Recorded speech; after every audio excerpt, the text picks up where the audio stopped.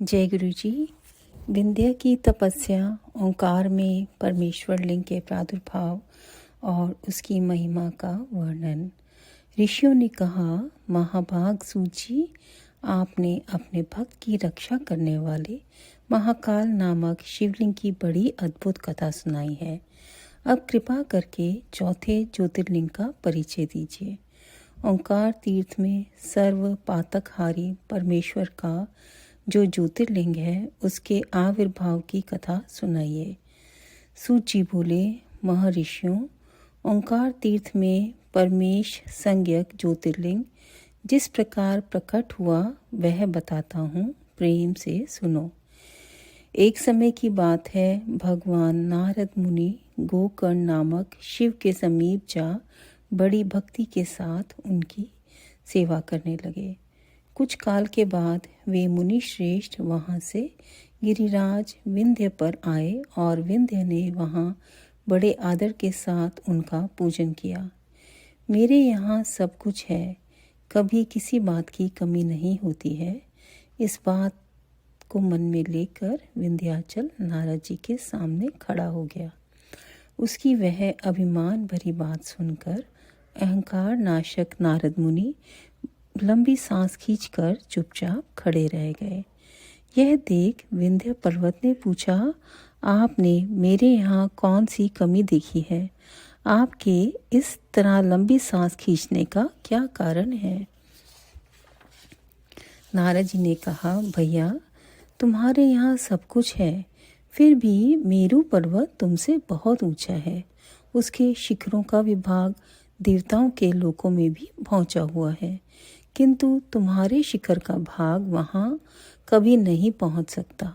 सूत जी कहते हैं, ऐसा कहकर नारद जी वहाँ से जिस तरह आए थे उसी तरह चल दिए, परंतु विंध्य पर्वत मेरे जीवन आदि को धिक्कार है, ऐसा सोचता हुआ मन ही मन संतप्त हो उठा।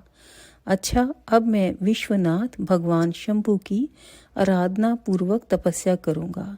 ऐसा हार्दिक निश्चय करके वह भगवान शंकर की शरण में गया।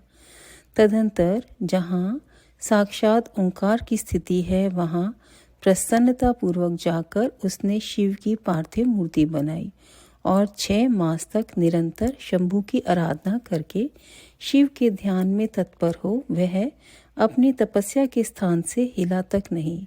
विंध्याचल की ऐसी तपस्या देखकर पार्वती पति प्रसन्न हो गए। उन्होंने विंध्याचल को अपना वह स्वरूप दिखाया जो योगियों के लिए भी दुर्लभ है। वे प्रसन्न हो उस समय उससे बोले, विंध्य, तुम मनोवांछित वर मांग लो, मैं भक्तों को अभीष्ट वर देने वाला हूँ और तुम्हारी तपस्या से प्रसन्न हूँ। विंध्य बोला, देवेश्वर शंभु, आप सदा ही भक्त वत्सल हैं। यदि आप मुझ पर प्रसन्न हैं तो मुझे वह अभीष्ट बुद्धि प्रदान दीजिए जो अपने कार्य को सिद्ध करने वाली हो। भगवान शंभु ने उसे वह उत्तम वर दे दिया और कहा, पर्वतराज विंध्य, तुम जैसा चाहो वैसा करो। इसी समय देवता तथा निर्मल अंतःकरण वाले ऋषि वहां आए और शंकर जी की पूजा करके बोले, प्रभु, आप यहाँ स्थिर रूप से निवास करें। देवताओं को यह बात सुनकर परमेश्वर शिव प्रसन्न हो गए और लोगों को सुख देने के लिए उन्होंने सहर्ष वैसा ही किया। वहाँ जो एक ही ओंकार लिंग था वह 2 स्वरूपों में विभक्त हो गया। प्रणव में जो सदा शिव थे वे ओंकार नाम से विख्यात हुए और पार्थिव मूर्ति में जो शिव ज्योति प्रतिष्ठित हुई थी उसकी परमेश्वर संज्ञा हुई। परमेश्वर को ही अमलेश्वर भी कहते हैं।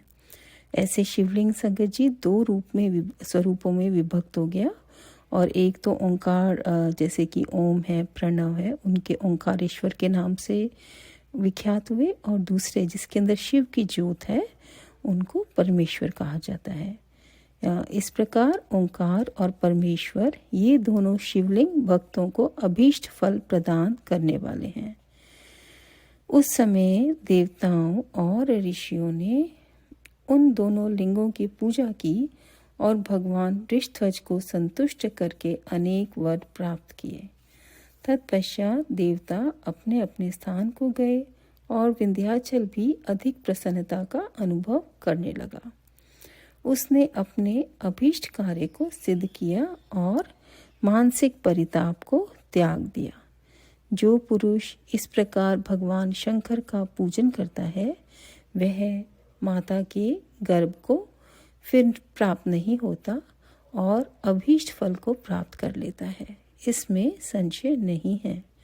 सूची कहते हैं, महर्षियों, ओंकार में जो ज्योतिर्लिंग प्रकट हुआ और उसकी आराधना से जो फल मिलता है वह सब यहाँ तुम्हें बता दिया। इसके बाद मैं उत्तम केदार नामक ज्योतिर्लिंग का वर्णन करूँगा।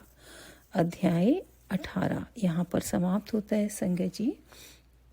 इसके बाद केदारेश्वर तथा भीम शंकर नामक ज्योतिर्लिंगों के आविर्भाव की कथा तथा उनके महात्म्य का वर्णन, ये अध्याय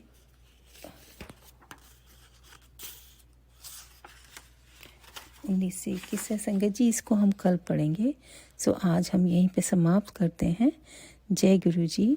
आप सभी के चरणों में मेरा बहुत बहुत प्रणाम और श्रवण के लिए बहुत शुक्राना। गुरु जी का बहुत शुक्राना कि उन्होंने इतनी हिम्मत दी कि ये मैं पढ़ पाई। शुक्राना गुरु जी।